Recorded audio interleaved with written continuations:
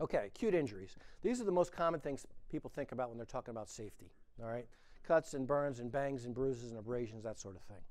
And these are just more obvious things, okay? So clearly, anything that's hot needs to be shielded. So for example, on a Honda engine, the muffler always comes with a cover. On Briggs & Stratton, it's an extra part. They're not always covered, okay? We go an extra step and we put an exhaust deflector, because normally the exhaust on a power spray rig in a pickup truck is pointed usually towards the side of the truck or the tailgate, and we always worry about a tech putting their hand down, they check something, putting their hand on the side rail and getting burned from that exhaust. So we always put a deflector on it. It just costs almost no money, and it's a little extra step of safety. Why wouldn't you do it? If it's moving, you got to shield it, okay? Here's an example of one that's not shielded, okay?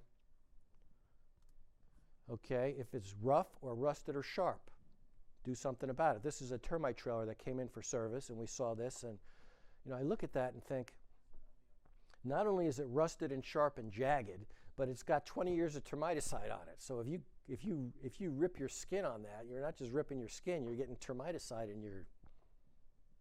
on yourself.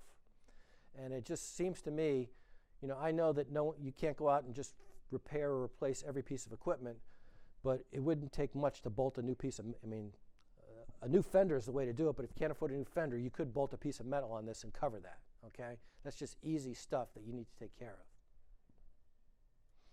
Tight. This is another one we see, especially when folks are doing their own sprayers. Stuff is too tight. And so this is an example where the toolbox is really close to the tailgate, and if you slam that, if you were to put your hand on the tailgate and slam it, you're going to break your fingers between your fingers and the toolbox. Another place we see it is when folks install their hose reel and they put the hose reel too close to one side of the vehicle, and now the tech is banging his hand every time he's turning the hose reel. Okay, we see that pretty often. Overhang. When you're trying to cram a lot of material or products in a vehicle, sometimes things overhang. And again, that's the kind of thing, you get your rib cage caught on that, it's going to hurt. Best case scenario is you tear your shirt. Worst case scenario is you rip something or you bang your chest pretty good. That would hurt. Here's another one you're probably more familiar. Oh, wait a minute. Yeah, here's one more familiar. The trailer hitch, okay? And I can speak from personal experience on this one. I had a trailer hitch in my truck, and about once a week I'd kick the darn thing.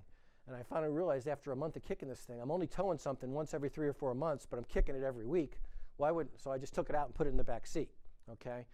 Has anyone ever kicked one of these things? Man, it hurts, okay? If you're not towing something, put it away.